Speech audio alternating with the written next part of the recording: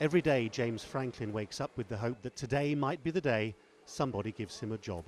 Every day he goes to a local charity in Manchester to use their internet facilities to see what's out there. He's been out of work for 2 years. One thing that's become clear is that most of the jobs that are open pay minimum wage and are vastly oversubscribed. Here we go. Here we go. Let's have our butchers.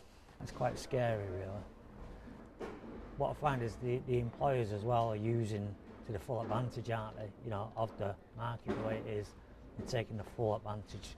They know people are desperate. So you mean because there's so many people looking for work. The employers are paying less and demanding more? Yeah, of course they are. Yeah. I've done that wrong. After a few minutes he's found something he wants to go for. This is where he's proving to the British government that he's doing what he can to find work. Because they're logging your email activity, aren't they? Yes, they will be doing, yeah. And also the code there, the reference code, what I do, I make a note of that reference code, and when I go in to sign on once a fortnight, I have a job search paperwork style, and I put all the codes, what I've applied for, and I think I have a minimum of 4 jobs a week I'm supposed to look for.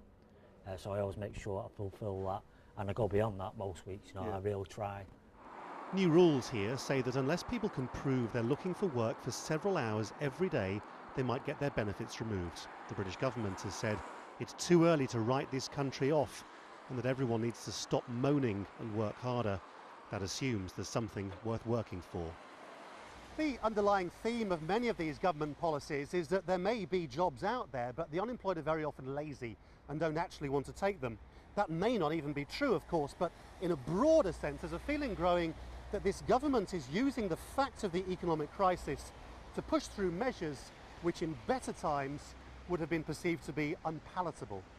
As well as helping the long-term unemployed, the charity hands out food parcels to Manchester's homeless.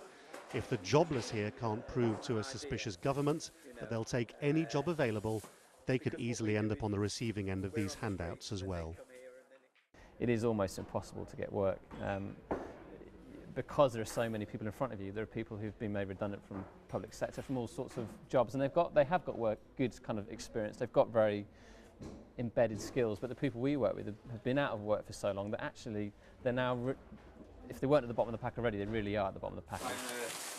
James currently spends his days helping the charity unload donations from the public and pass them on to people more needy even than him.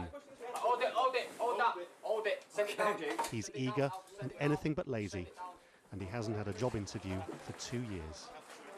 Lawrence Lee, Al Jazeera, Manchester.